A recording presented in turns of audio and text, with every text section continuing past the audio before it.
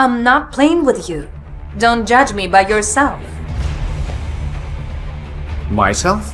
Why did you marry me?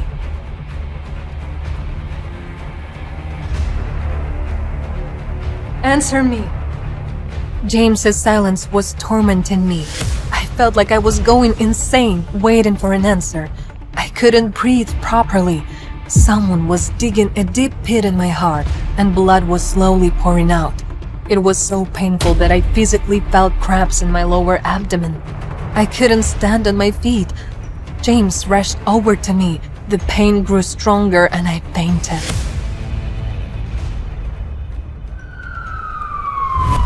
Doctor, please, save my child. I will try to do my best, but I can't promise you anything.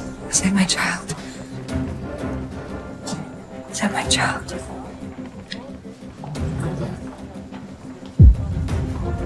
Please, don't tell my husband that I'm pregnant.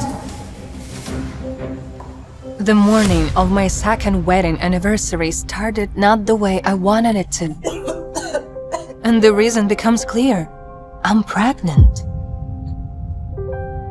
James?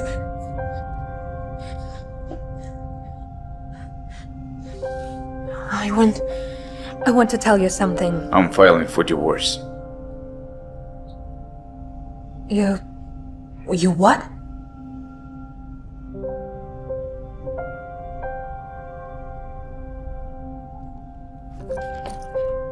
James Taylor is sick and an early termination of the marriage contract. I know we were supposed to be married for 3 years, according to the contract, but Anna returned early, so... So you're leaving me? I'm releasing you from this obligation. And look, honey, finally, you can be free. You can live your own life. I promise. I'll agree to any terms regarding the property division. Do you really want this? It's good that we didn't have a child together. Yeah, of course. It's all for the best. We will divorce without any unnecessary problems. After that conversation, I couldn't bring myself to tell James about the pregnancy. Suddenly, I felt nauseous again. Are you okay? Yes, I need to go. I felt miserable locked in a room in my own home. How long had I been sitting here? An hour, 2? My thoughts were interrupted by James. Hi. You know the fact, Grandpa, he'll never agree with divorce if I'll mention to him about it. So, it's better for all of us if you'll do it. Okay, I'll do it. But don't make it seem like our decision. I was just a girl from a troubled family. My mother was a nurse, and my father was a gambler. Such a family could never match up to the glorious Taylor's family. One day, my mother witnessed a terrible accident and selflessly saved 2 people, James's father and grandfather.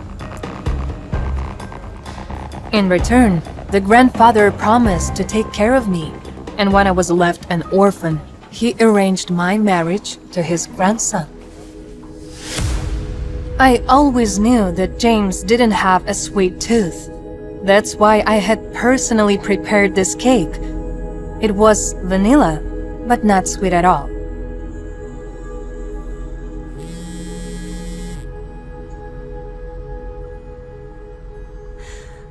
Hello, James. Thank you for your gift. I won't be coming back tonight. Oh, all right. So, candle at dinner? Bye, Emily. I couldn't believe it. On the day of our second anniversary, my husband was having a candlelit dinner with another woman. This fact instantly made me feel defeated, hopeless to the core. I had already completely lost in this competition with Anna.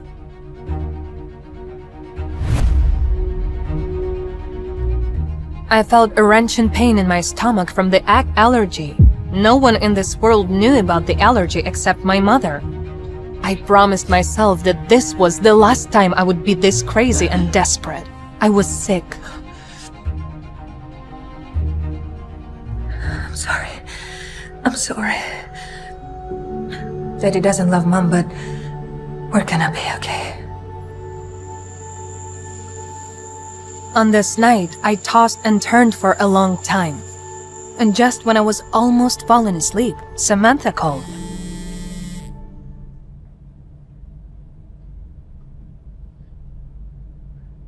Hello? James and I are on 3rd Avenue.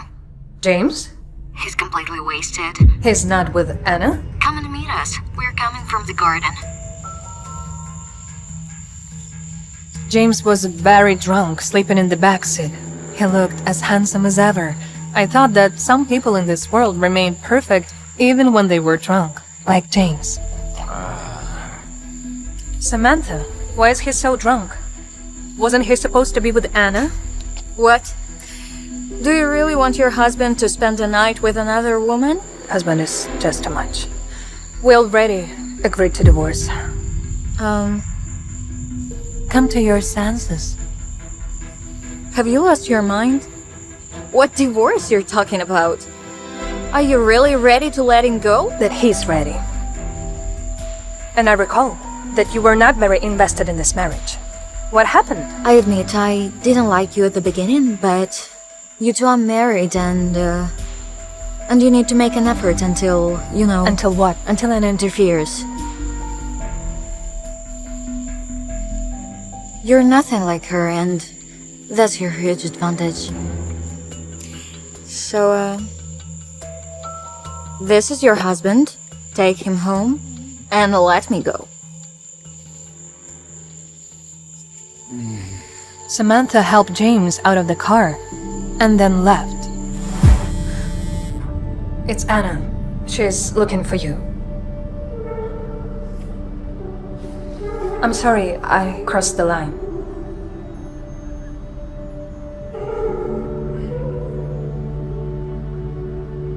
Hello?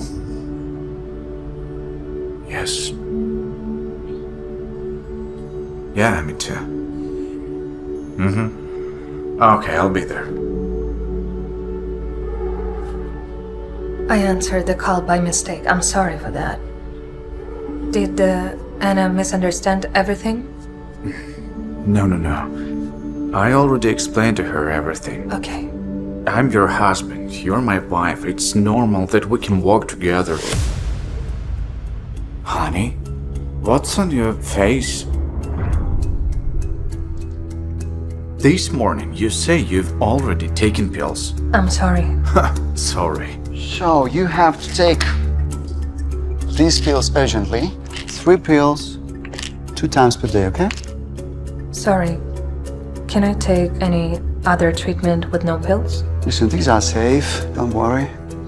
You don't have any heart conditions or anything I should know about, right? No. Okay, then you're safe. Emily, come on.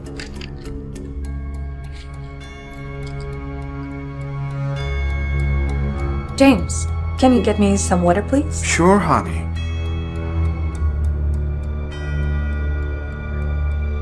Doctor, What? I'm pregnant. What?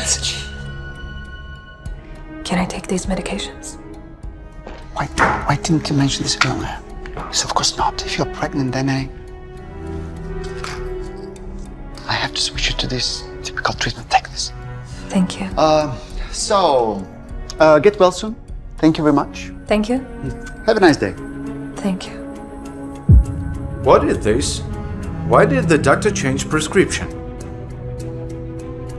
Typical treatment will be also effective. Oh, no. Look, you all rat. It's gonna take longer. If you wanna show up at grandfather's birthday like this, he'll think that I abuse you. Don't worry. I will explain him everything. No. I should go and bring back the doctor. No, please, wait, please. It's me. I told him to change my medication. I didn't want to tell you, but I had stomach aches. These explanations were enough for James. I wanted to get rid of the rash as soon as possible, so I started applying the cream when James suddenly showed concern. James! I turned and saw Anna. I was shocked, almost unable to believe my eyes. Anna was sitting in a wheelchair. How could this happen? I had never heard anyone mention that she had a disability. I thought she was a dancer. Astonished by this revelation, I stood there for a while, unable to react. Emily? Anna? Looks like you really didn't know about my condition. No. Of course not. Everyone kept quiet on grandfather's command. Who in this family would dare to disobey his direct orders? What does Grandpa have to do with this? Your mother saved him, and he was willing to do everything for you to be the part of his family. Even blackmailing his grandson, or breaking up lovers, or... I got into a car accident 2 years ago, when I was driving to your wedding, and I almost died. I was supposed to finish this nonsense, but I ended up with a disability. No, I don't believe you. Why he would lie to me? Before our wedding, he told me that it was a voluntary decision and that you two were no longer together. We are not together? Yes. It was a compromise, you know? Because if he hadn't agreed with the wedding, his grandfather would have sent me abroad forever. So that's why he planned it all out, and you will have no disagreements with the divorce. No, you're lying. Oh, yeah? Yeah.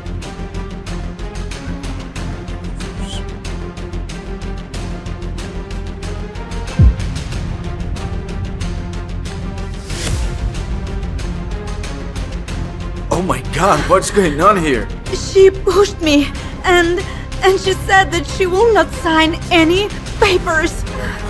Are you okay? Since when is it acceptable for a mistress to hug another woman's husband? In public. Mom, what are you doing here? Me? I shop here. And what's your excuse? A married man embracing another woman. I'll explain you. No need. And do me a favor, do not call yourself my son if you're planning on doing this. What is she doing here with you? Linda? I'm sorry. I wanted to pick a birthday gift for grandfather and James. He knew what he liked, so that's why we're here. You are not invited to the party. And as for the gift, we all know what Grandpa wants. A great grandchild. Which has nothing to do with you. Mama! When Linda left, Anna deliberately tossed her hair back over her shoulders to show me her earrings. I recognized them immediately. Jade, just like the ones James had promised to give me for our anniversary. Where did you get these earrings? They're so lovely. Oh, thanks. I found them at James' place the other day, where he gave them to me. I'll stay with Anna. You better go with Alex. I'll ask him to take you home.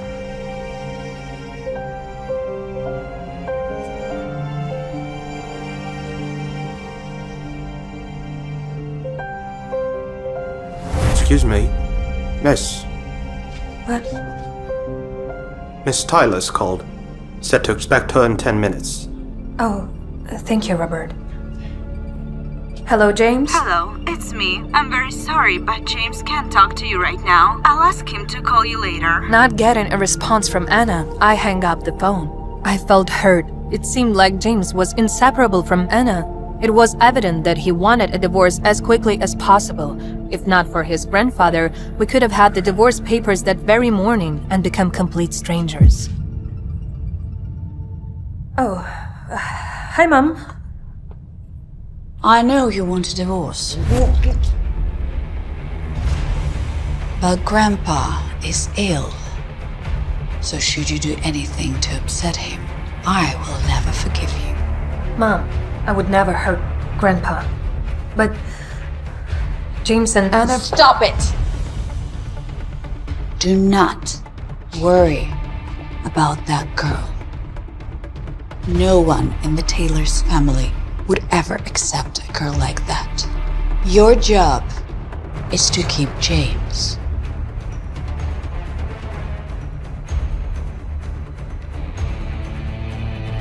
Regardless of whether you enter this marriage for love or money.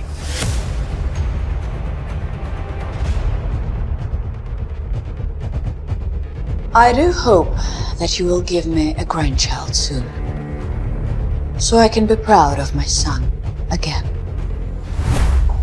Sweetheart, go ahead with your shopping. When you're ready, I'll ask the driver to take you home, okay? Okay. Don't worry about me. I'll take care of myself. Okay? Okay.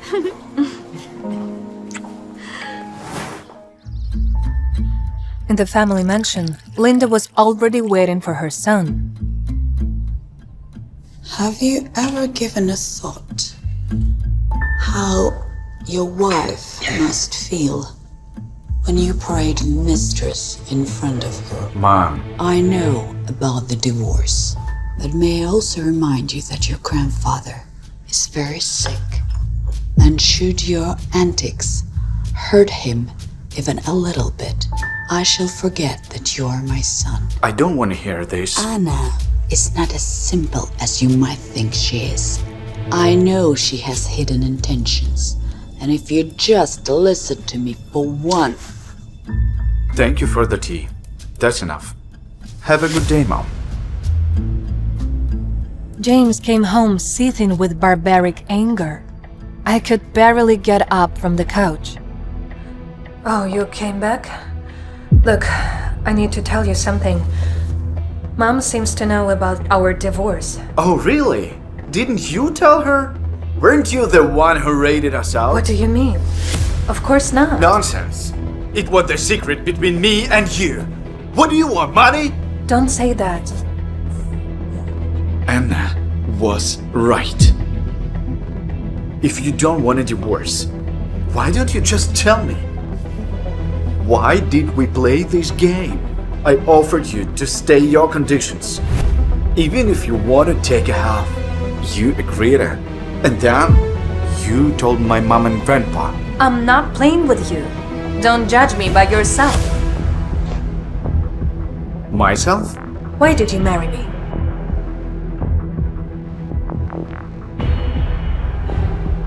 Answer me. James's silence was tormenting me. I felt like I was going insane, waiting for an answer. I couldn't breathe properly. Someone was digging a deep pit in my heart, and blood was slowly pouring out. It was so painful that I physically felt cramps in my lower abdomen. I couldn't stand on my feet. James rushed over to me. The pain grew stronger and I fainted.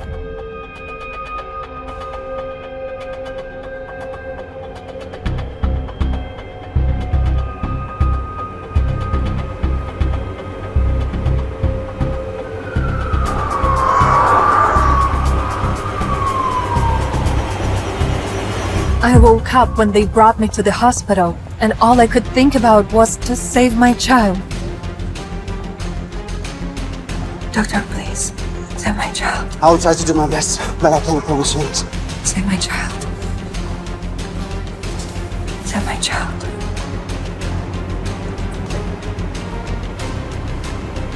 Please, don't tell my husband that I'm pregnant. What's going on? Hospital? Emily sat nervously as Dr. Wright and a nurse checked her vitals and performed a scan on her stomach. Look at this, you two. Your kiddo's a champ, healthy and kicking. What? We're pregnant? James and Emily exchanged silent glances. Even if they stood as husband and wife, Emily couldn't help but wonder, would a child save their marriage? Perhaps it's not the end, but a beginning.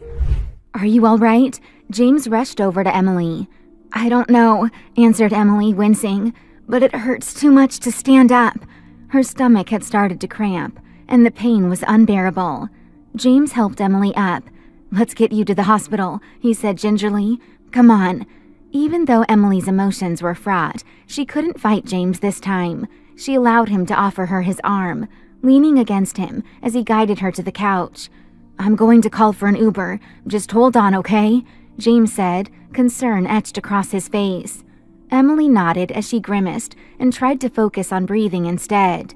Emily breathed in and out as pain continued to sear across her stomach. "Hold on, little one," she said to herself. "I'm so sorry. I'm so sorry. I'm so sorry." James walked into the kitchen. He came back to the living room with a half-empty water bottle. An alert on James' phone went off. "A car's coming in a few minutes," James said. "Are you okay?" Emily nodded. James sat next to her and rubbed her back. That small gesture of comfort made Emily want to cry. "Stop," Emily said, with her eyes still closed. "Sorry," James answered quietly.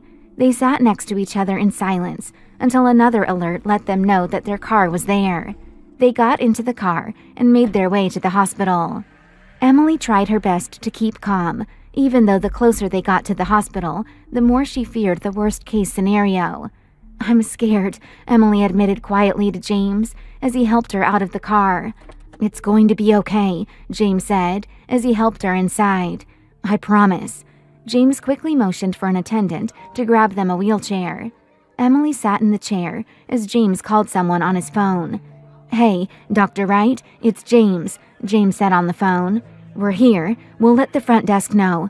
All right, see you soon." "Who is that?" Emily asked. "Dr. Wright, a family friend. He's the chief of obstetrics and gynecology here. He'll be here soon to help us out." James spoke with the front desk, and soon they were ushered to another floor. It was much quieter here. They were escorted to a large, pristine room with all the standard equipment of an OB/GYN, but also equipped with couches and a coffee table. Emily shook her head at the extravagance. James always made sure he had the best amenities there were, even while in crisis mode. "How are you feeling?" James asked, helping her out of the wheelchair and onto the couch. "I don't know," Emily answered as she sank into the couches. "Exhausted?" She shivered at the hospital's temperature. James grabbed a folded blanket on the examination table and wrapped it around Emily. "Rest until he gets here," James suggested. Emily nodded. Despite the physical pain still clawing at her insides, she closed her eyes and miraculously drifted off to sleep. Her dreams were fragmented and littered with crying babies and Anna's leering face. Emily was wandering around hospital rooms, only to find empty spaces. She had no idea what she was looking for, but every room was open. James stood at the end of the corridor and called out to her. "Emily, Emily," James called out.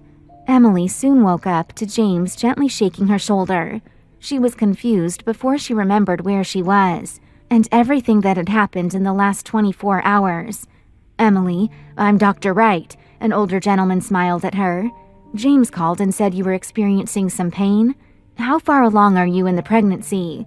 Emily nodded. "I'm sorry, I fell asleep. Yes, I'm 4.5 months pregnant." Dr. Wright nodded. "I see. Well, first off, congratulations. And why don't you come over here and we'll do a scan and make sure everything is all right." James helped Emily to her feet and onto the examination table. Emily sat nervously as Dr. Wright and an assistant nurse looked over her vitals, poked and prodded, and brought out an ultrasound machine to scan her stomach. Emily let James hold her hand through the process. She didn't know if it was for her or for him, or maybe in this case, they both chose to lean on each other. After several moments of scanning, Dr. Wright turned to the worried couple. "I'll start with the good news. The baby is fine," Dr. Wright said. However, this was a small warning sign. If there are external stressors, whether you aren't eating enough or are undergoing stress, this will affect your body and your baby. Emily nodded. James hung his head at the mention of external stressors. "Would you like to know the sex of the child? I can tell you right now," Dr. Wright asked. Emily and James exchanged a look. Emily started. James said. "We'd love to know," Emily answered. Dr. Wright nodded. "Congratulations. You two are to become parents to a healthy baby boy." Emily and James both let out a shriek. They couldn't help but embrace each other and then quickly let go. "Thank you so much, Dr. Wright," James said, shaking the doctor's hand. "I'll have your favorite barrel scotch delivered for Christmas." Dr. Wright laughed. "James, my boy, look at you all grown up. You're going to be a father. The kid who used to steal liquor from Mark and Linda's liquor cabinets." James let out an embarrassed laugh. "Dr. Wright, I was 15. "Hopefully your baby boy will be less rambunctious than this one," Dr. Wright said to Emily. Emily couldn't help but smile. She had known James since high school and knew exactly what Dr. Wright was discussing. "I'm pretty even-keeled. Hopefully our son will take after me," Emily said in good humor. James let out a chuckle. "Let's hope," he agreed. "Well, I'll let you two rest," Dr. Wright said. "Keep me posted, James, and give me a call anytime." "Thanks, Dr. Wright," James said as he walked Dr. Wright to the door. As James stepped away, Emily placed her hand on her stomach. The last few minutes felt almost normal. They were just husband and wife at the hospital, receiving exciting news about their baby boy, their son. "God, I could have done without this," James muttered to himself. The bubble of happiness Emily had surrounded herself with suddenly burst. "I'm sorry to have inconvenienced you." "No, I didn't mean it like that. It's not this. It's everything. It's our entire relationship," Emily sneered. "I get it. I'm sorry we both wasted the last 2 years of our lives." James walked back to Emily and let out a long sigh. "The baby is good." "He's healthy and good," Emily agreed. "Thank God," James said. "If something happened, it would have been because of me." James suddenly let out a small sob. Emily froze. This was the first time James had ever cried in front of her. "James," Emily said softly. "He's all right. Everything's all right." "I am selfish," James said. "I can't help it, but I'm going to do better. I want to do better." Emily nodded. "We'll figure it out." James sat at the end of the operating table. "We're going to be parents," James said quietly in awe. "I know," Emily said, rubbing her stomach. Emily and James might have had different temperaments, different morals, to their taste in interior design, but they had always shared the same vision for the future. They had both talked about having a family. Emily and James tried to get pregnant about a year into their marriage, but after months of trying, they found out that the possibility of Emily getting pregnant was less than 10%. It wasn't impossible, but something about knowing how difficult it would be disheartened both of them. It had been a little rocky ever since. "I don't know what to say," James said quietly.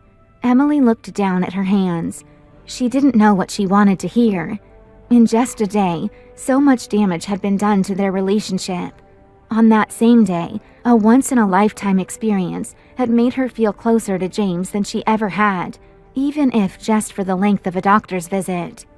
"Don't say anything," Emily said. Despite the horrible way the day started, it ended in a way she couldn't believe. Hearing their baby was fine, and a healthy baby boy. That moment of bliss was how she wanted to end the day. James looked at Emily and nodded. He grabbed her hand and squeezed it. "Ready to go home?" he asked. "Yup," Emily said. James helped Emily to the wheelchair and wheeled her out the door. "All right, let me see what the ETA on the rides is," James said, looking through his phone. Then, unmistakably, a shrill voice rang through the lobby of the hospital floor. "James Taylor, you stop right there!" James froze and looked up.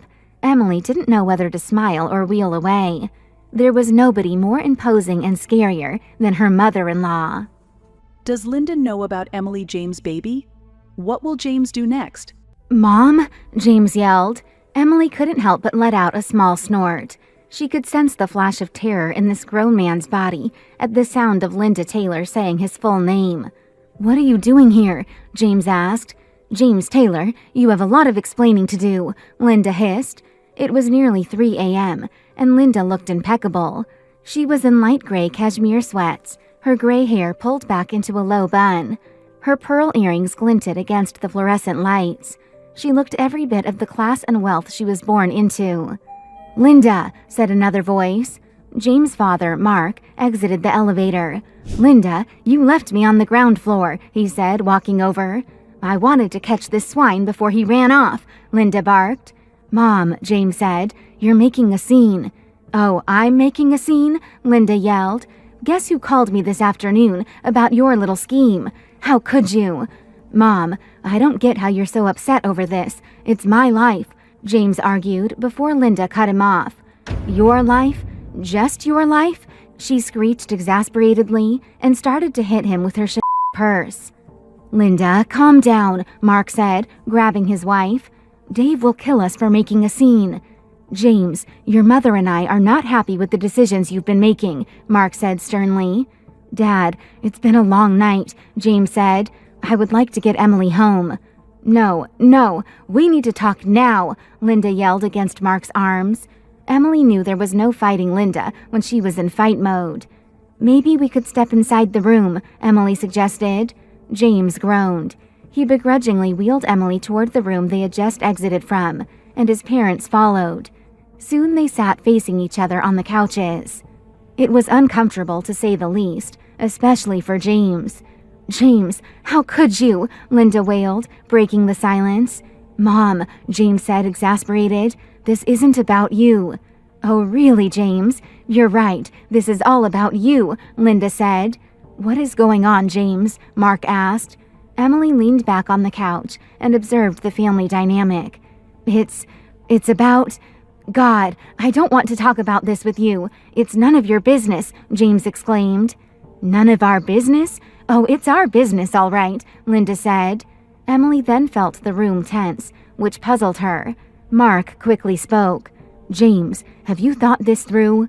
"I won't talk about this here right now," James said adamantly. Emily decided to speak up. "It's been a long day and an even longer night. Maybe we pick this up in the morning with clear heads?" Mark and Linda exchanged glances. "You're right, Emily," Mark spoke. James just stared down at the floor. Having momentarily eased the tension, Emily decided to take the opportunity to change the subject. "How did you know where to find us?" she asked her in-laws. "Dr. Wright is an old family friend. He told us that James called," Mark explained. "Isn't there a doctor-patient confidentiality clause?" James exclaimed, throwing his hands up in protest. "Yes, but you're not the patient," Linda snapped. "Mom," James said. He felt hurt by Linda's tone. "He just let us know that you two were at the hospital. Nothing more," Mark tried to explain. "Sure, no harm," Emily answered. There was no use arguing semantics with this crowd, especially with how exhausted she was. "Have you heard the news?" Emily asked them. "What news?" Linda asked. Emily and James exchanged looks. James nodded. Linda gasped. "We're having a boy," Emily said. Linda and Mark leaped to their feet, hugging each other and crying. "Oh, congratulations," Linda said, leaning in to kiss Emily. "James," Mark said, reaching out to shake his son's hand. "So what's going to happen to the baby then?" Linda exclaimed. "James, look at what you did." "Mom," James yelled, exasperated. "If you can't do the time, don't commit the crime," Linda said with her nose in the air. "That's true," Emily agreed. James said, "Come on." Emily shrugged. She let out a yawn. "You must be exhausted," Mark said. "We'll let you two go, but tomorrow, James, you're coming into my office." "Yes, sir," James said glumly. Linda turned to Emily. "If you don't mind, I'd like a word. It'll be quick." Emily was curious what her mother-in-law could want to say to her, but regardless, Linda was not someone you could say no to in any circumstance. "Sure," Emily said. Mark and James stood up to head outside as James side-eyed the woman on the couch. "Yell if you need me," James said to Emily as he left. "James Taylor," Linda replied sternly, shaking her head. "What's going on, Linda?" Emily asked once Mark and James left. "What's going on, Linda?" Emily asked once Mark and James left. "Look, I'll be frank," Linda started. "James and that girl, they're not right for each other. You know that. I know that. I know deep down James knows that. He just wants what he doesn't have." Emily listened as her mother-in-law spoke. While the two weren't particularly close, they were cordial. Linda was particular. They butted heads occasionally, but in general, they had a fine relationship. "Thanks, Linda," Emily said slowly. "I don't know what to make of it and what to say." "Of course," Linda nodded. "You don't have to say anything. If this divorce goes through, it'll be the biggest mistake of James' life. You two have a family growing. That girl, she's a floozy that hooked her claws in him for a taste of a better life. She doesn't care about him." Emily grew uncomfortable with the conversation. Linda continued. "Emily, you want your son to have a father, don't you?" Linda asked. Emily stared down at her hands and nodded. "You love James, don't you?" Emily paused and answered honestly. "I don't know, Linda. Sometimes it felt like she loved him more than anyone. Sometimes she wanted to be as far away from him as possible." Linda nodded. "I understand. That's perfectly understandable. Marriage is long, Emily. There will be ups and downs if you want to build a family. This can either end what you and James built, or be a small blip. James might not be the only one to regret this." Linda took Emily's hands in hers. "I know you've loved James for a long time. I know it. I see it. He doesn't deserve you, Emily. But he could one day. This is a mistake. You guys are young. You can recover from this." Emily's heart grew more conflicted with Linda's words. While they seemed encouraging, they were equally toxic. What kind of woman encourages another one to let her husband grow up while cheating on her? "Thanks, Linda," Emily said quietly. "I have a lot to think about." Linda nodded and let go of Emily's hands. "Emily, fight for the relationship. If you need anything, don't hesitate. We can win this." Linda helped Emily up. "I have to use the restroom, actually. I'll be out there in a sec," Emily said. "Will you be all right?" Linda asked. "I'll be fine," Emily smiled. Emily went into the suite's restroom. Despite what had been happening, there were perks of marrying into the Taylor family, like first-class pregnancy suites at the best hospitals, and the head physician just a phone call away. Emily caught a glimpse of herself in the mirror. Dark bags hung under her eyes and were swollen from crying all day. Emily splashed cold water across her face. She looked forward to ending the day in bed, with hot tea and reruns until she fell asleep. Emily opened the restroom door and headed to the suite's door, but she heard raised voices.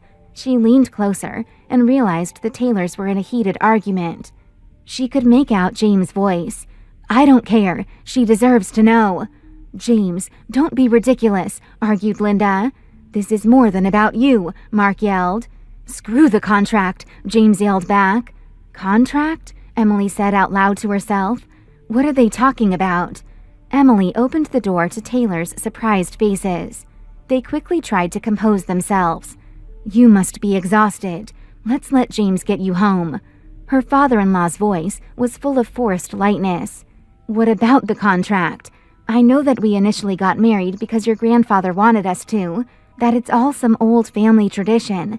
I know I'm not going to get anything in the prenup," Emily asked. "That's not the problem, dear," Mark sighed.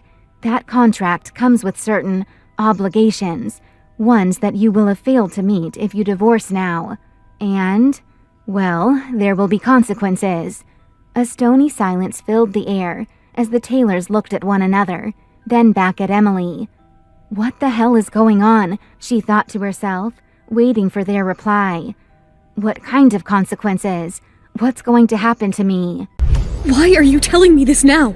Because, my dear, James has impregnated someone else before he impregnated you. It hit Emily like a ton of bricks. All the puzzle pieces fell into place. Is it Anna? It's Anna, right?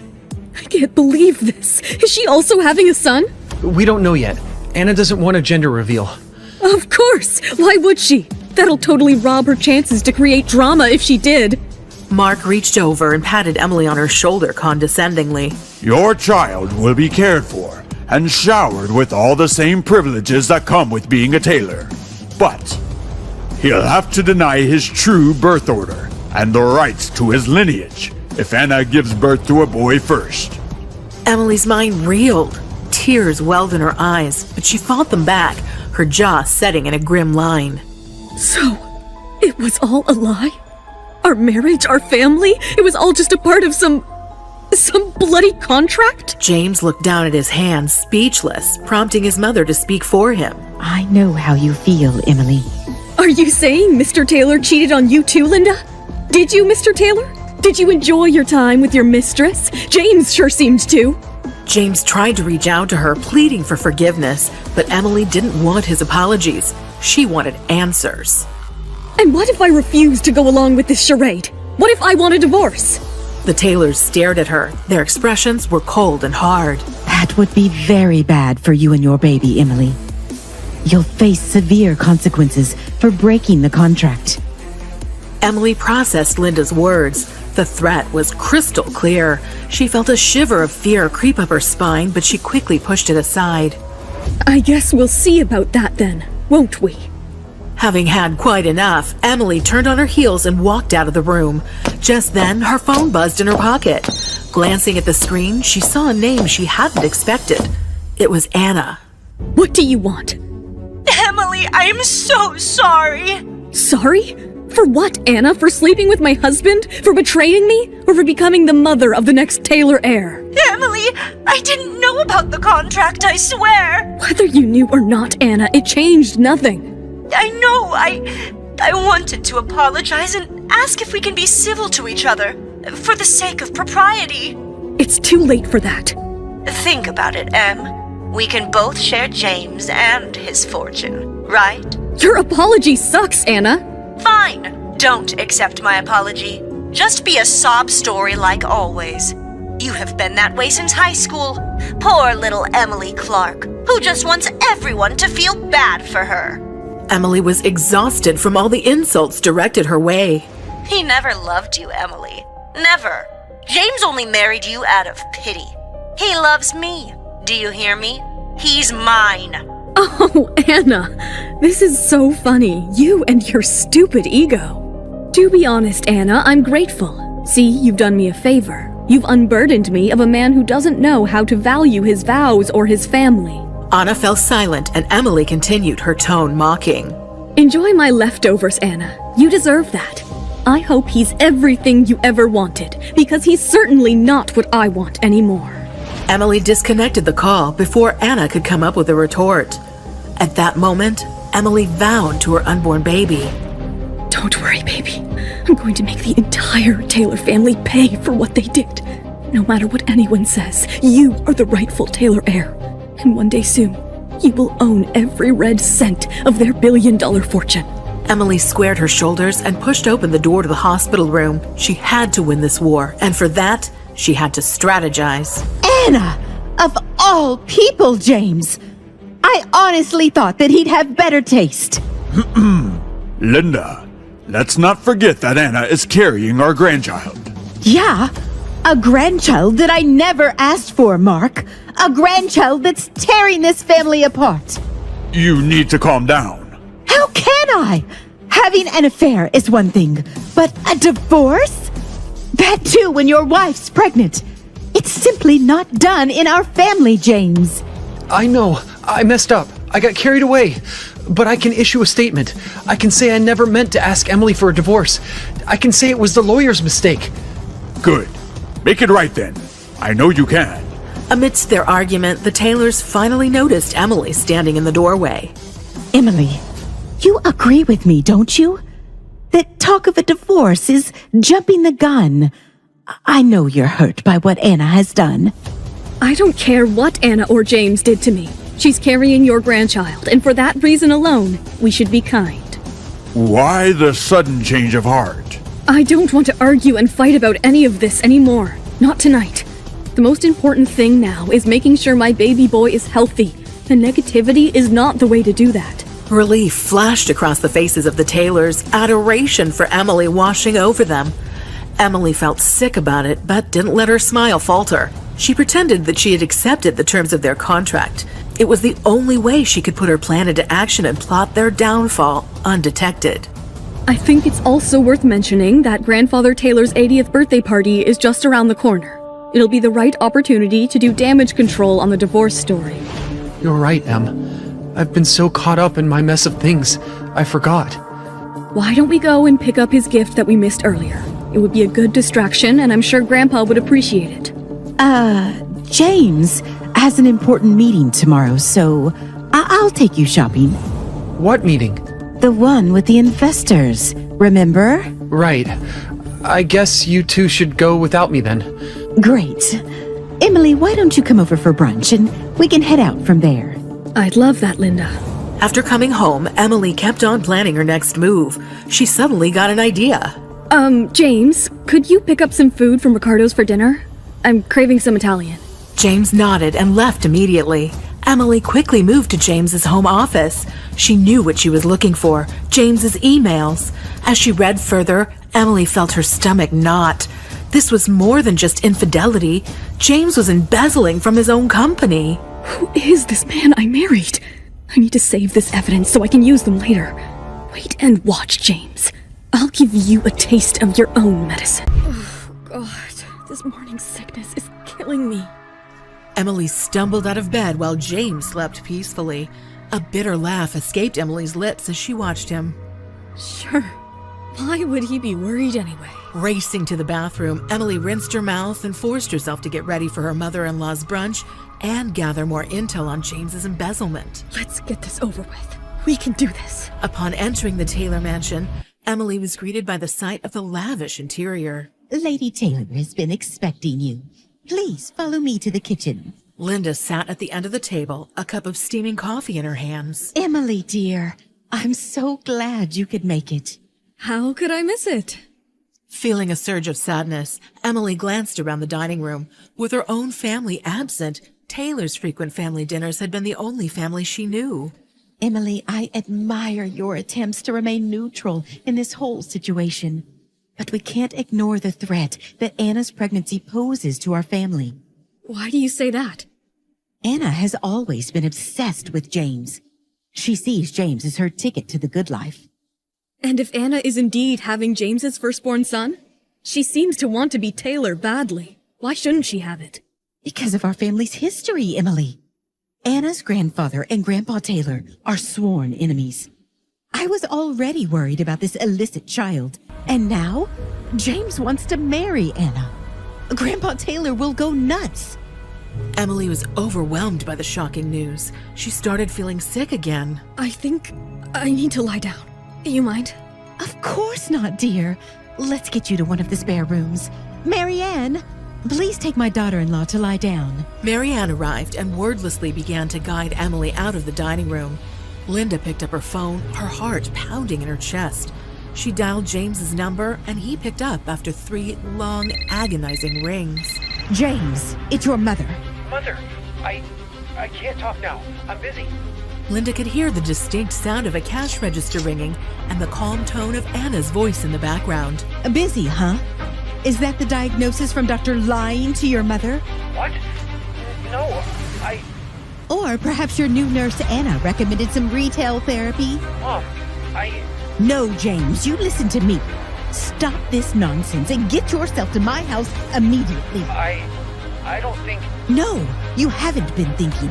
Otherwise, you wouldn't have allowed Anna to turn your head like this. But, Mom... James, I swear to God, if you don't show up at my house within the hour, I'll track you down and humiliate you in front of your mistress. Is that what you want? I'll come over. And bring Anna. We have things to discuss. Okay, we'll be there. Linda hung up the phone and steeled herself for the upcoming confrontation. She would do whatever was required to protect order in her family. Oh, Emily, I hope you're ready for the war. I love you so much, Em. You've no idea how much I missed you. Sunlight streamed through the brocaded drapes as her eyes fluttered open, adjusting to the welcome sight of her husband's handsome face, smiling at her. And his deep brown eyes were full of longing, but suddenly worries gathered on her face like dark clouds on the bright sky. What about Anna? You love her, too. You're the only one for me, Emily. My beautiful wife. James reached out and caressed Emily's face. You're the only one I desire. Emily started to lean closer to him for a kiss when she heard a voice echoing from a distance. Wake up now! Emily?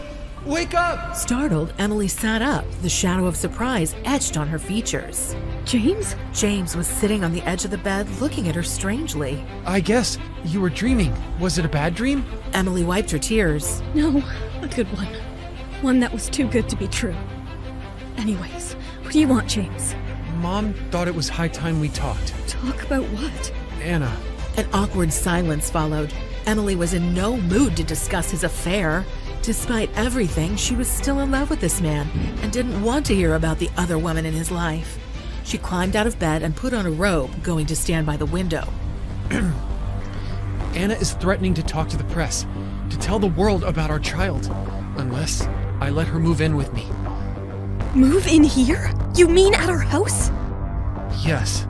Emily's heart thudded against her ribcage, but she veiled her emotions behind an impassive facade. What about me and my baby? Do you want us to live on the streets? No, never. With what I'm offering, you can go anywhere you want, Em. James took out an envelope and handed it to Emily. It was a new contract, cold and clear.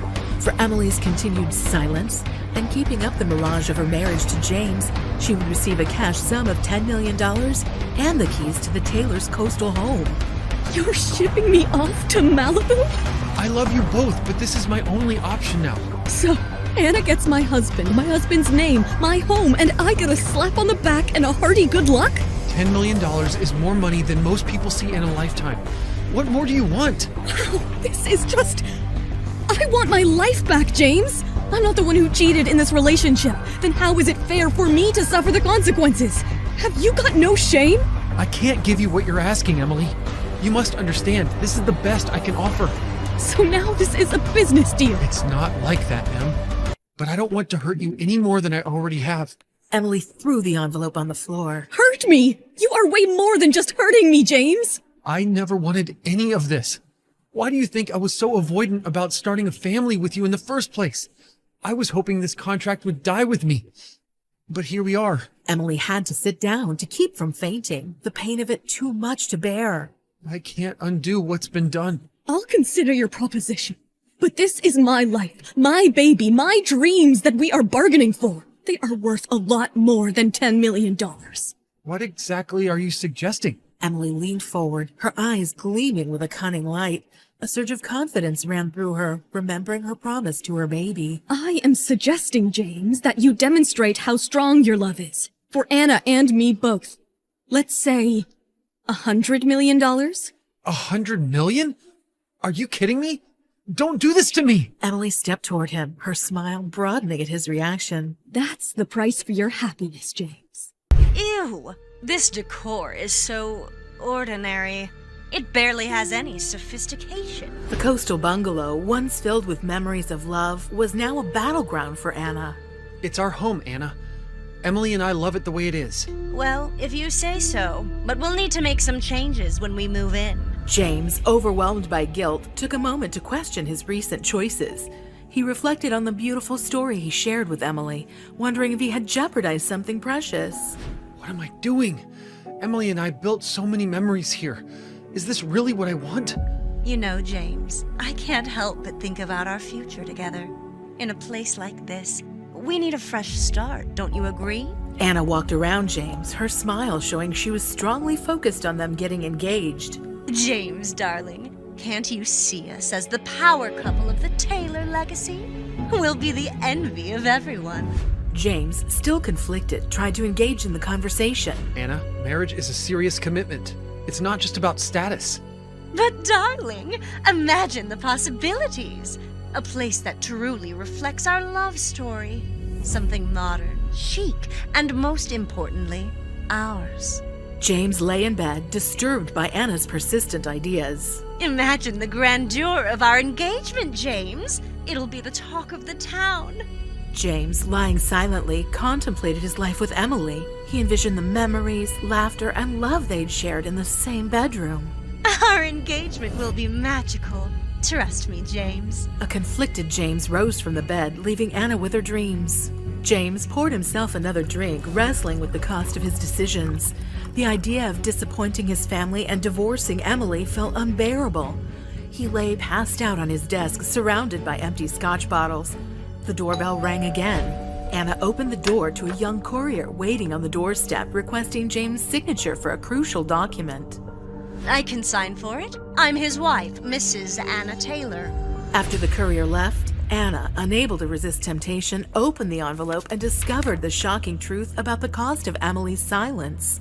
$100 million. $100 million, James? James hid this from me. Stunned by the revelation, Anna stormed into the living room where framed photos of James and Emily lined the walls. With a snarl, Anna began tearing down the photos, shattering the glass frames. I won't be deceived. This ends now. Anna, disturbed by a nightmare, woke up in a cold sweat. Get it together, Anna. Anna, attempting to bridge the emotional gap, suggested going for coffee. She stepped into the bustling coffee shop, the aroma of freshly brewed coffee filling the air. Wow, if it isn't the other woman. Emily, we need to talk. Oh, this should be good. Anna tricked her way through the crowded coffee shop to confront Emily. You're asking for $100 million? Do you really think James will pay up? It's what I deserve, and it's not your business. Deserve? You're just a small-town girl trying to play in the big leagues. Do you even know who you're dealing with? I know exactly who I'm dealing with. Oh, Emily, let's talk about your illustrious past. Remember that little incident in college? My past is none of your concern. You're delusional if you think James will choose you over the Taylors. You underestimate the power of love, Anna. But let me enlighten you. This emerald has been in the Taylor family for generations. James gifted it to me, a symbol of our commitment. Emily revealed the Taylor family emerald, a dazzling piece of jewelry with a rich history. That doesn't change anything. It changes everything. James chose me, and this emerald represents a legacy that no amount of money can replace. The confrontation spilled onto the sidewalk, escalating into a heated argument. Do you think you're special? You're nothing compared to what the Taylors can offer. I won't let them dictate my worth. Blinded by rage, Anna failed to notice an approaching car. Watch out! In a shocking moment, Anna was struck by the car, the screeching brakes and the impact drowning the surrounding noise. Emily stood frozen, dumbfounded as the chaotic scene unfolded before her. Paramedics rushed to attend to the injured Anna, and police officers started securing the area. This can't be happening. A police officer approached Emily, a concerned look on his face. Miss, do you know this woman? Yes, I know her. We were just talking. The reality of the situation started to sink in for Emily. The threats and heated argument with Anna replayed in her mind. What have I done? Paramedics loaded Anna into the ambulance, and Emily was left standing on the sidewalk, haunted by the consequences of the dramatic confrontation. Anna lays unconscious in a hospital bed, surrounded by medical equipment. She's in critical condition. We're doing our best, but it's too early to determine the extent of her injuries. Emily, guilt-ridden, looked at Anna's lifeless form, the weight of the situation bearing down on her. But then she got a call. Hello? Mrs. Emily Taylor, can you please come to the nearest police station? We need to talk. Emily sat across from a detective who was jotting down notes. Hey, I understand this must be difficult for you. We need you to provide a statement about the events leading up to the accident. We were arguing, and I never imagined it would escalate to this. She threatened me, and I just wanted to get away. We'll need your cooperation in the investigation. Your statement will be crucial in understanding the circumstances. The detective continues taking notes as Emily struggles to recount the details. Hey, listen, Mrs. Taylor, I feel you are lost. You may go for now. Another police officer will meet you later at the hospital, though. And then the car came speeding and hit her. He seemed drunk. Yes, the driver was drunk and far from the legal limit. He's been arrested and will be accordingly dealt with. You take care of yourself. Thank you, officer. Thank you for your cooperation a second time, ma'am. Upon getting the news of the accident, James arrived in a jiffy. Emily, how did it happen? Where is she? She's getting treated inside. I am sorry, James. Can you tell me how it happened? I mean, why did you two meet? It was, regarding the agreement. The divorce and the contract. We were talking about that. Things escalated too quickly and this happened. Jesus, why would you two even meet about that? It was supposed to be between us. I'm sorry, James. And what was so important that you two met? Anna, she felt that I was talking too much, that I was taking from her child's share. She was unhappy about it, and she confronted me at the cafe. Confronted you? I don't understand what made her go there.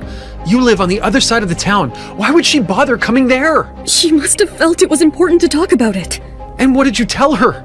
Is it because of what you said that she got upset? We had an altercation and she got angry. She chased me across the street. She was blinded by her anger and followed me. And then... Then what? And then a drunk driver sped through and hit her.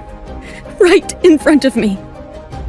James, I am sorry. I should have behaved properly. I got so angry that I stopped in the middle of the crosswalk and put her in that situation. I put everyone in danger. Me, her, our unborn child. The only person to be blamed is me. If I hadn't done what I did, if we hadn't... No, James, you can't blame yourself for this. None of us saw this coming. But I am the cause of everything. My affair with Anna, our divorce, the contract. I've been wrong with my actions, and everything led to this. We all made our choices. I made the choice to meet Anna. I'm sorry, Em. I never wanted this. Not for you, not for her, not for us. Guilt-ridden, they both shared a solemn moment, looking for some solace during this traumatic time. James no longer brought Emily the comfort like he used to do. She already had lost her James. Doctor, how is she? Can I see her? Her condition is critical. What do you mean? What about the baby? The impact of the car was significant. She has suffered multiple injuries and internal bleeding. We have managed to stabilize that for now, but... But? The most concerning issue is that she has slipped into a coma. We are trying everything, but with each passing moment, the chances are getting bleak.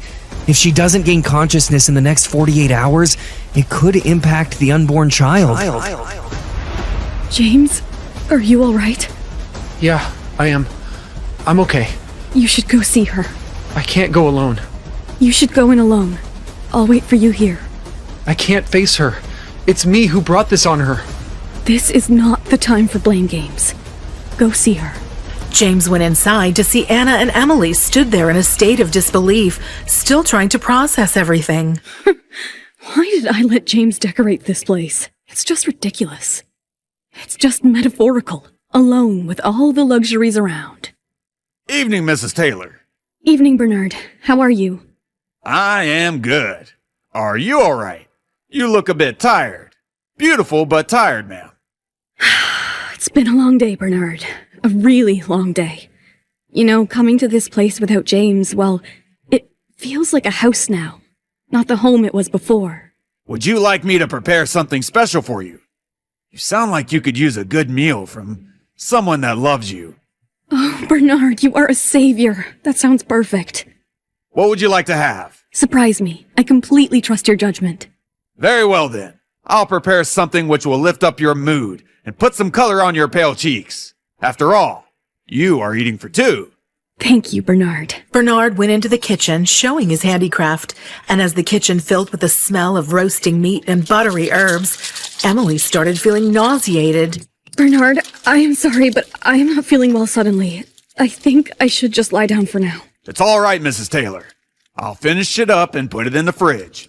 Eat when you feel like it. Take care of yourself and your baby. Exhausted by a long day, Emily was drained and soon went into deep sleep. As the night passed on, the storm became strong, awakening Emily at 3 a.m. Her childhood fear of thunder and lightning had resurfaced, but she needed to act bravely, not only for her sake, but also for the unborn baby. Don't be scared, Emily. It's just a storm. It will pass away. Don't worry, baby boy. Your mother is a strong woman. Could it be at this hour? As Emily waited, grasping the fire poker, her heartbeat echoed in her ears. The door clicked open and a man walked in with stumbling footsteps. Emily, I'm... Wait a second, is that James? Jesus, you scared me to death. What are you doing here? Emily switched on the lamp and could finally make out James's face. He was drunk. I didn't know where else to go. And why is that, James? The hospital. They told me I should go home and sleep before returning tomorrow. I went to our apartment, but it felt so empty. Couldn't handle it? You know, even the bartender told me to go home. No one wants to be near me, Em. Will everything go back to normal if I'm gone? Did you come here expecting me to feel sorry for you? I didn't plan to come here. I got a car, but must have put in the wrong address. I didn't know I was there until I was at the front door. Emily sighed. She was frustrated, but her heart still felt bad for James. All right, you can stay, but in the guest room. And this isn't some reunion. Show yourself out in the morning. James stepped closer, reaching for her arm tenderly, and old feelings washed over Emily like a wave. Something stopped Emily from pushing James away. James cupped Emily's face and kissed her. It was a kiss full of regret and unspoken words. We shouldn't be... Emily managed to gasp out, but James still went to bury his face in her neck. Hush. Just let me... Emily pushed him away again. Reality flashed back in front of her eyes. The betrayal and the lies all came back to her. No, James, we can't do this. James felt a strong refusal for the first time from Emily. Right, Em. You're right. I better go to the guest room.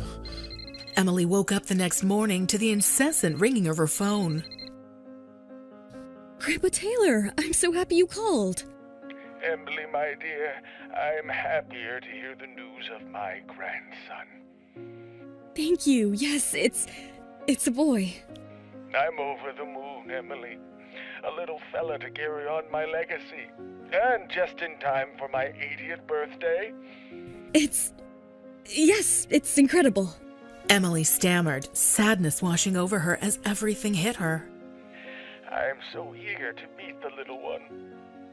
I hope he has his grandmother's smile, and I'm sure you'll be a great mother, Emily, just as your mother was, bless her soul. I owe her my life. Oh, Grandpa. I was hoping if you and James could come by the house for a few days before the big party. I don't want to worry you, but my health hasn't been ideal. Also, I wanted to discuss a few things with James. All right, Grandpa. We'll come as soon as we can. When Emily went to check on James, she found him gone, leaving a note that he was going back to the hospital. She kicked on the chair nearby to let out her frustration. I can't believe he came drunk, seeking solace in my arms, and then went back to that witch. Emily leaned on the wall, trying her best to calm down. Suddenly, there was a soft flutter in her belly. It was as if her unborn child tried to remind her to take care of herself. Sorry, baby. I know it's scary right now, little one, but we'll make it through this. At Anna's doorway, Emily stopped and froze. Anna was sitting up. What the hell? She's back from coma? God, I can't bear the sight of James kissing her. I'm going to be sick again. Not in my wildest dreams I expected fate to play such a cruel game with me. What did I do to deserve this? A knock on the door pulled her from her sad thoughts. She hurried to the sink to clean herself up. Just a minute. Em, is everything all right? Emily wiped away any remnants of tears, put on a fragile smile, and opened the door. What's wrong? Well, you have 2 women pregnant with your child. That's what. Don't be so cold, Em. I was worried about you. Really? That's how you show your worries? By kissing your pregnant wife last night and then going back to your mistress in the morning? Em, you know I only... Don't! I'm done hearing your apologies. I'm not even sad about you leaving me, but I'm pissed off that you're playing with us both. James shook his head in embarrassment. An uncomfortable silence crept in.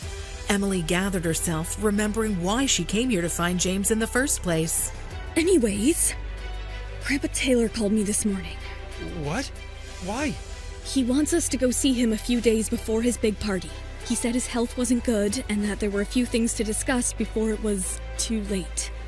It sounded serious. He didn't mention what he wanted to talk about. No, he tried to downplay it, but like I said, it sounds serious. Did he say anything about his will? About inheritance? Seriously? That's all you're concerned about? That man is sick, for God's sake! I didn't mean it like that. I just need to know if there are any changes that I should know about. Maybe there are, but shouldn't we be more concerned about his health than his money? I am, Emily, I am. I know this is hard, but we need to be there for him, regardless of any changes he may or may not make. You're right. We need to go see him. I'll make the arrangements. As James walked away with a frown, Emily noticed him dialing Linda. She stormed down the hall when Anna called her from the cabin. How are you, Emily? Good that you're awake. I'm sorry for my behavior at the coffee shop. Wow, an apology from Anna Sterling. Should I call the press? A deathbed confession might sell more papers. Save the drama, Anna. We both know you're not dying because you're not that ill and I'm never that lucky. Wish you were this feisty in bed as your words. James might have been still interested in you then. Well, I chose to play the wife, whereas you chose to play the WHOR. I think you got it. Anna's face turned red, but she didn't give up yet. We all have our roles to play, Emily. Look at you, for example. The dutiful wife, the doting mother, the scorned lover. Careful, Anna. You're skating on thin ice. All right. I just meant that we're all wearing masks, trying to be someone we're not. Except for some, their mask is their real face. Anyway, I better come to the point. What a surprise. Well, now that you're soon to be divorced, I thought I could ask for the Taylor family engagement ring. If you're wondering what happens next, download the Pocket FM app now and listen to the exciting episodes of Sweet Little Lies.